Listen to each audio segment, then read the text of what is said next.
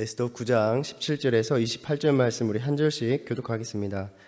아달월 13일에 그 일을 행하였고 14일에 쉬며 그날의 잔치를 베풀어 즐겼고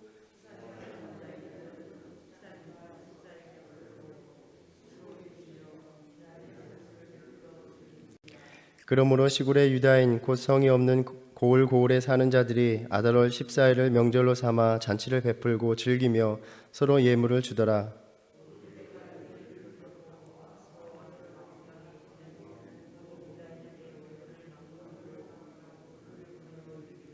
한 규례를 세워 해마다 아달월 14일과 15일을 지키라.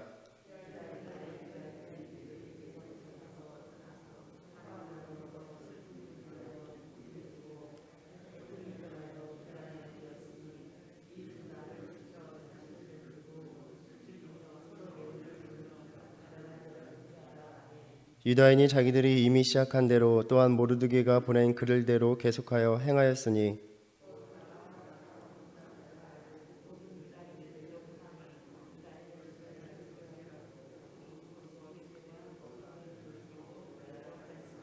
에스더가 왕 앞에 나아감으로 말미암아 왕이 조서를 내려 하만이 유다인을 해하려던 악한 꾀를 그의 머리에 돌려보내어 하만과 그의 여러 아들을 나무에 달게 하였으므로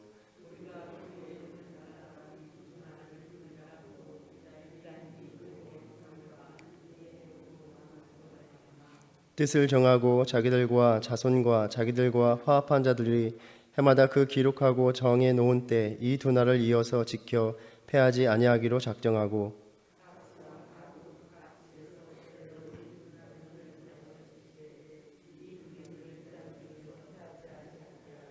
그들의 후손들이 계속해서 기념하게 하였더라. 아멘.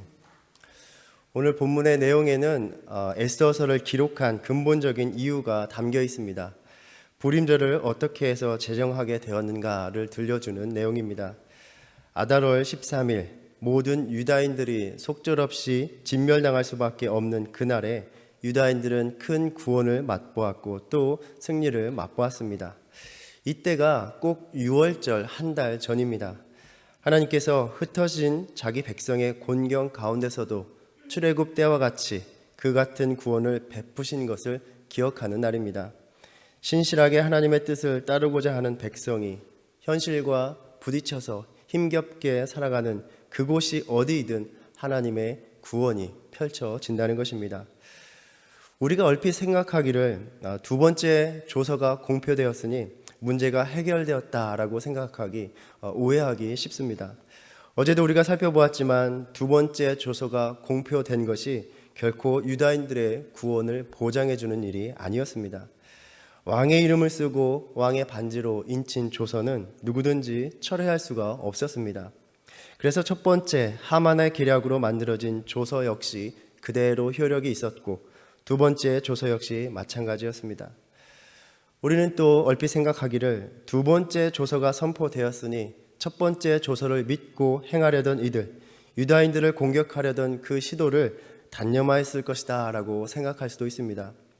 그러나 그 많은 대적자들이 죽었다는 것은 결코 그 대적자들이 자신들의 시도를 멈추지 않았다, 포기하지 않았다라는 것을 의미합니다.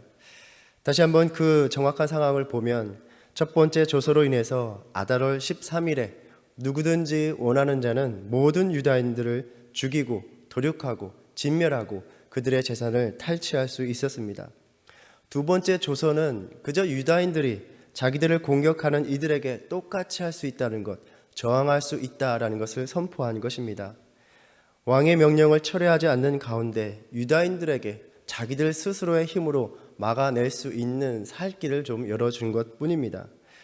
그러니 두 번째 조서가 공표됨으로 인해서 아달월 13일은 그저 앉아서 죽음을 당하는 진멸의 날에서 싸워야 하는 결전의 날로 바뀐 것 뿐입니다. 그날에 누가 죽어나가든지 왕의 권위는 손상받지 않는 것이 그저 중요했을 뿐입니다. 이러한 두 조서가 공표된 상황을 좀 끔찍하지만 또 억지스럽게 오늘날 우리의 상황에 끼워 맞춰보면 좀 이해가 쉬울 것 같습니다. 유사하게 때로 겪는 상황이기도 하지만 어디까지나 가상의 상황입니다. 어느 한날에 미국 전역에 한인들을 마음대로 할 수 있고 그들의 재산을 처분할 수 있다, 가져갈 수 있다라는 법령이 공표됩니다. 그리고 얼마 지나지 않아서 그나마 한인들은 자신들을 대항하는, 자신들에게 가해지는 그 폭력에 맞서 싸울 수 있다는 정도의 두 번째 법령이 만들어지는 것입니다. 과연 이 두 번째 법령 그 자체로 첫 번째 법령이 무력화될 수 있겠느냐는 것입니다. 두 번째 법령이 발표되어도 한인 사회를 해하고자 벼르고 있던 이들은 아마 비웃을 것입니다. 얼마 되지도 않는 이들이 저항해봤자 무슨 소용이 있겠나 싶은 것입니다. 무차별하게 공격하려는 시도, 재산을 마음껏 탈취하려는 시도는 전혀 주눅들지 않을 것입니다. 얼마 되지 않는 그 연약한 민족의 저항은 자신들이 쉽게 제압할 수 있다라고 여유만만했을 것입니다. 에스더서의 두 조서 역시 마찬가지로 아무리 왕이 유다인들 스스로 저항할 수 있다 조서를 발표하였다 하여도 제국 내에서 그들의 세력이 얼마나 된다고 사람들이 그 유다인들을 공격하려던 세력들이 위축될 수 있겠느냐라는 것입니다. 만일에 두 번째 조서가 그 자체로 유다인들을 구원할 수 있는 효력이 있었다면 불임절은 두 번째 조서가 발표되었던 3월 13일로 제정되었을 것입니다. 그 조서가 모든 유다인들을 안전하게 보호할 수 있었다면 말입니다. 그러나 앞서 말한 것처럼 두 번째 조서는 아달월 13일을 유다인들과 그리고 유다인들보다 더 큰, 더 강한 세력들과의 싸움의 날로, 결전의 날로 만들어 버린 것입니다. 상식적으로 보면 제국 내에서 그저 작은 포로민을 구성하던 유다인들은 여전히 전면당할 수밖에 없는 상황이었던 것입니다. 그러니 유다인들은 이날이 다가오면 다가올수록 그들의 두려움은 계속되었을 것입니다. 과연 우리가 저항할 수 있는 권리를 얻었지만 그들을 물리칠 수 있을까? 우리가 연약한 이들이 그들과 싸워서 이길 수 있을까? 우리의 재산을 탈취하려는 그 탐욕이 도처에 들불처럼 퍼져 있는데 연약한 소수 민족으로 살아가는 우리가 그들을 과연 당해낼 수 있을까? 이것이 상식적으로 추론해 볼 수 있는 상황이었습니다. 그러나 우리가 묵상했듯이 하나님께서는 모든 상황을 완전히 바꾸어 놓으셨습니다. 8장에서 왕은 하만에게서 거둔 반지를 빼어 모르드게에게 주었고 에스더는 모르드게에게 하만의 집을 관리하게 합니다. 하만의 수중에 있던 그 모든 힘과 재산과 그 막대한 권력이 연약한 민족의 한 사람이었던 모르드게에게 주어졌습니다. 또 에스더서는 같은 민족으로 왕의 총애를 받는 것입니다. 그러니 그 작은 민족이 얻은 힘은 제국의 모든 힘과도 같았습니다. 그래서 8장 17절에 보면 오히려 본토 백성이 유다인을 두려워하였다라고 전해집니다.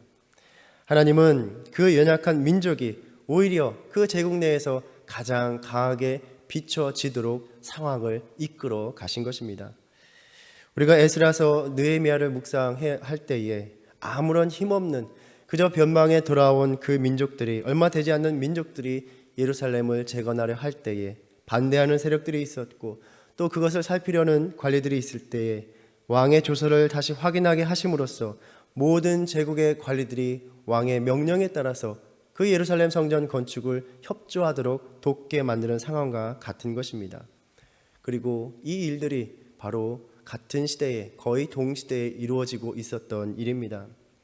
하나님께서는 포로지에서 돌아온 그 백성들도 또 돌아오지 못하고 여전히 남아있던 그 백성도 다 잊지 않고 돌보고 계셨던 것입니다.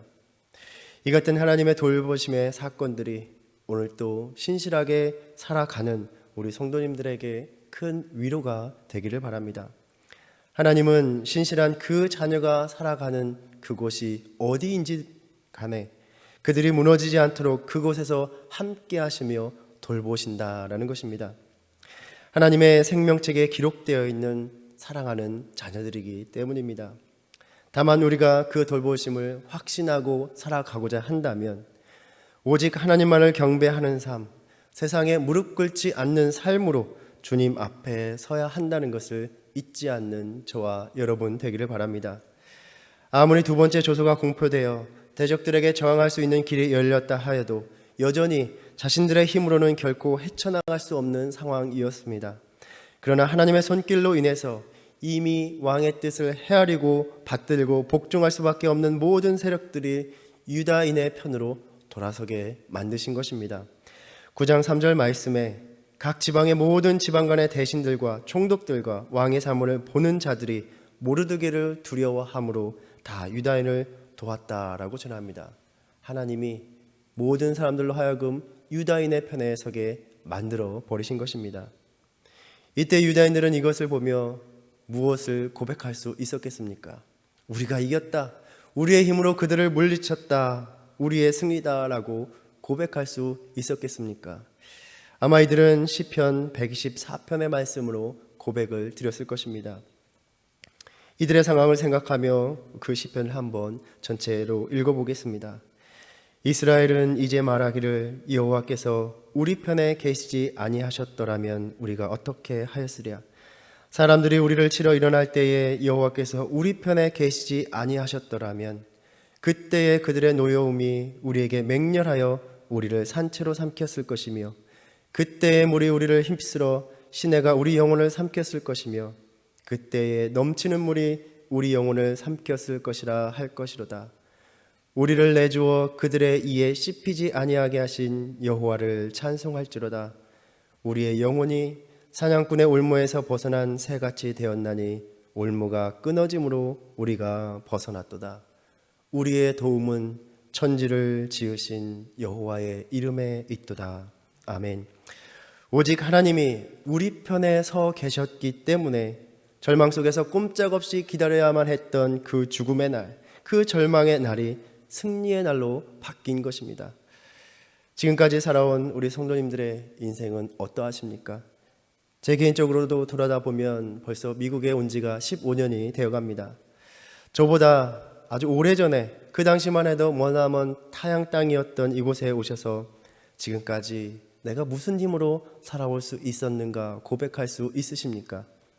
하나님이 나와 함께 하셨기에, 하나님이 든든한 내 편이 되어 주셨기에 지난날의 삶의 어려움, 모든 것을 다 내려놓고 싶을 만큼 괴롭던 그 삶들을, 나를 삼켜버릴 것 같은 그 현실들을 지나올 수 있었다는 것, 나의 도움은 천지를 지으신 여호와의 이름에 있도다.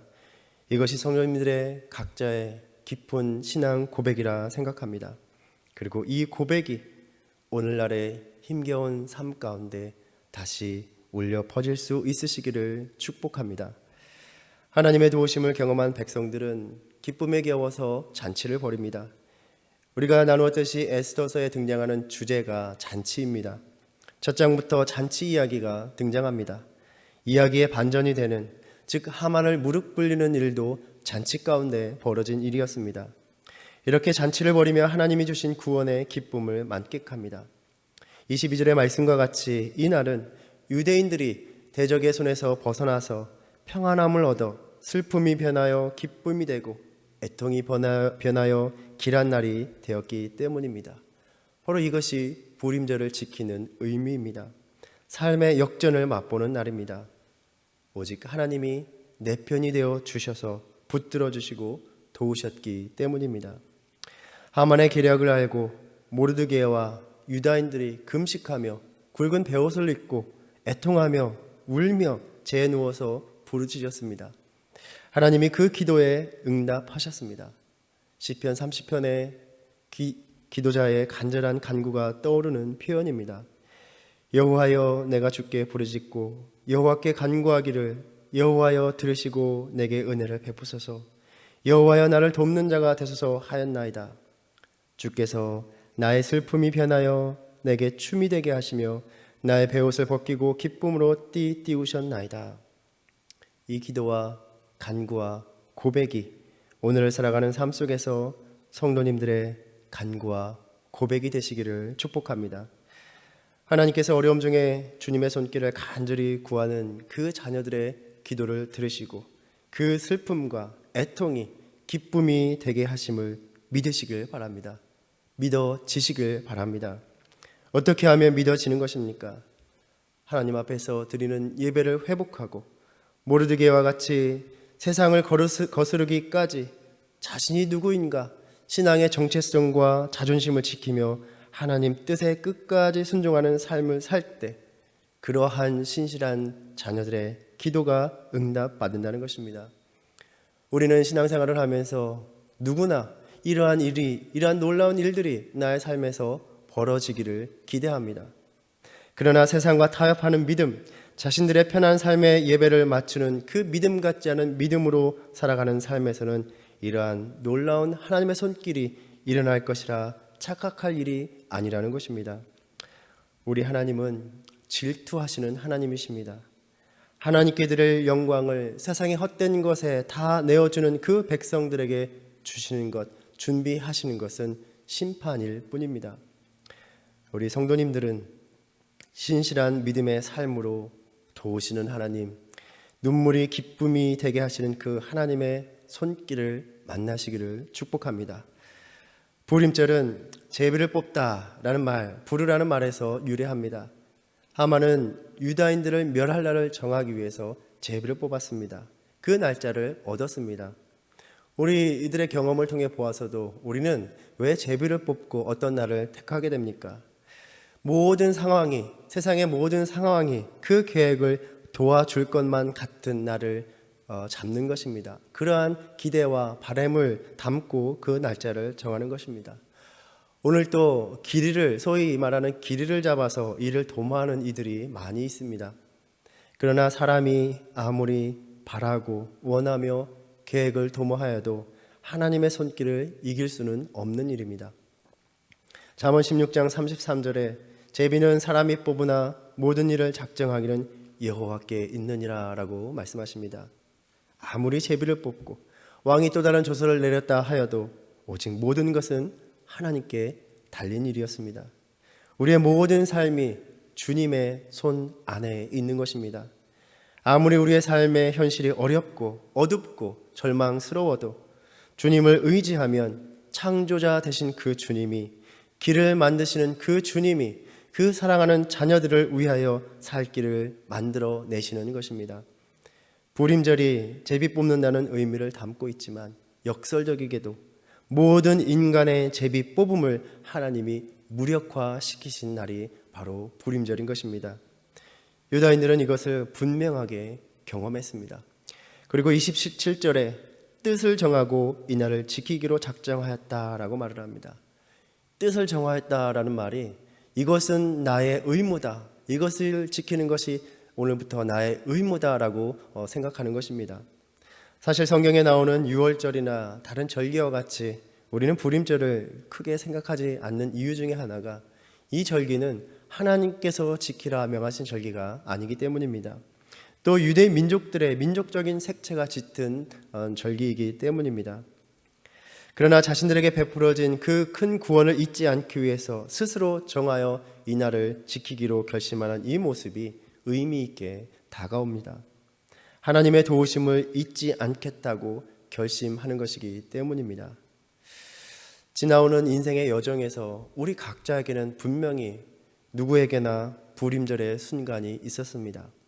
무너지는 나의 삶을 일으켜주신 하나님의 손길을 분명히 경험한 순간들이 있었습니다. 우리가 오늘 이 말씀, 부림절을 제정하는 이 모습을 보면서 우리들 각자의 삶 속에서 지나왔던 부림절의 순간을 떠올려 보시기를 원합니다. 우리는 지금도 살아가면서 많은 날들의 의미를 부여하고 잊지 않고 지키려 합니다. 가족의 생일들, 또 기념일들, 또 많은 역사적인 순간들에 대한 기념일이 있습니다. 그런데 우리는 신앙인으로서 우리에게 베풀어졌던 하나님의 그 은혜의 순간들을 의미 있게 생각하고 여전히 기억하고 있는가? 나를 삼킬 듯한 그 현실에서 주님이 나를 지켜주신 순간들, 나에게 평안함을 찾게 해주셔서 주신 그 은혜의 순간들, 우리는 그 부림절의 순간들을 여전히 기억하고 하나님을 찬양하고 영광을 돌리고 있는가 하는 점입니다. 돌아보면 그저 의미 없는 시간들처럼 잊혀지는 경우가 많은 것 같습니다. 내 지난달의 인생의 그 부림절의 순간들을 다시 한번 떠올려 보시기를 바랍니다. 우리 기독교인들은 오늘날 이 부림절의 말씀을 묵상하면서 그리스도가 지신 그 십자가 사건을 연상합니다. 우리가 죄로 인해서 죽을 수밖에 없는 그 우리들을 사망의 지배하에 멸망받을 우리들을 그리스도의 도우심으로 그 십자가로 우리를 죽음에서 건져내시고 사망에서 이기게 하셨기 때문입니다. 그래서 고린도전서에서 바울은 부활을 이야기하면서 사망아 너의 승리가 어디 있느냐, 사망아 내가 쏘는 것이 어디 있느냐, 우리 주 예수 그리스도로 말미암아 우리에게 승리를 주시는 하나님께 감사하노니라고 말을 합니다. 예수 그리스도를 통하여 우리에게 궁극적인 불임절과 같은 죽음에 대한 승리와 그 기쁨의 약속을 주신 것입니다. 우리는 이 약속을 확신하며 우리의 모든 눈물을 닦아주시고 다시는 사망이 없고 애통이 없는 그 하나님의 나라를 기다리며 살아가는 것입니다. 그리고 또 분명한 것은 우리 주님은 바로 지금 우리의 삶의 현실에서도 인생의 고비고비마다 우리 편에 서셔서 불임절의 순간들을 허락하신다라는 것입니다. 신실한 그의 백성들에게 세상의 모든 악한 계획을 품는다 하여도 하나님께서 택하신 그 자녀들의 편이 되어 주셔서 그들의 제비 뽑음을 무력하고 허무하게 하시는 것입니다. 너무나 연약하여 그저 주저앉아서 죽음의 절망에 삼켜지기를 기다릴 수밖에 없는 그 순간에 주님은 무너지지 않게 하시고 주저앉지 않게 하시는 것입니다. 하나님이 내 편에 서셔서 불임절과 같은 승리로 역사하는 은혜를 맛보는 성도님들 되시기를 축복합니다. 그러기 위해서 세상의 많음 앞에서, 여전히 강한 세상 앞에서 우리는 엘리야와 같이 무너진 내 믿음의 제단을 다시 쌓아야 하는 것입니다. 온전한 예배의 삶을 다 내팽개치고 그저 막연하게 주님께서 내 편에 서실 것이라는 착각과 환상에서 깨어나야 하는 것입니다. 오늘도 나는 주님께 속한 자, 세상에 무릎 꿇지 않고 하나님만 경배하는 자의 삶을 살아감으로 주님께서 불임절의 승리를 맛보게 하시는 신실한 약속의 자녀로 살아가는 삶이 되시기를 주님의 이름으로 축원합니다. 기도하겠습니다. 주님, 불임절의 승리는 세상과 타협하지 않는, 세상에 하나님의 택하신 자녀라는 거룩함을 잃지 않는 자녀들에게 약속된 것임을 돌아봅니다. 주님을 예배하는 삶을 저버리고 살다가 주님을 섬기는 삶을 외면하고 살면서 세상의 좋은 것을 취하려고 발버둥치다가 아무런 평안함도 얻지 못하고 절망과 슬픔과 애통에 무너지는 삶이 되지 않게 하여 주시옵소서. 주님이 내 편에 서시면 오늘도 우리의 슬픔이 기쁨이 되게 하시고 애통이 변하여 길한 날이 되게 하실 줄을 믿습니다. 오늘도 나와 함께 하시는 주님 때문에 이 험하고 악한 세상의 현실이지만 평안함으로 인도함을 받는 신실한 믿음의 삶 되게 하여 주시옵소서. 예수님의 이름으로 기도드립니다. 아멘. 하늘에 계신 우리 아버지여, 이름이 거룩히 여김을 받으시오며 나라의 임하옵시며 뜻이 하늘에서 이룬 것 같이 땅에서도 이루어지이다. 오늘날 우리에게 일용할 양식을 주옵시고 우리가 우리에게 죄 지은 자를 사하여 준 것 같이 우리의 죄를 사하여 주옵시고 우리를 시험에 들게 하지 마옵시고 다만 악에서 구하옵소서. 나라와 권세와 영광이 아버지께 영원히 있사옵나이다. 아멘.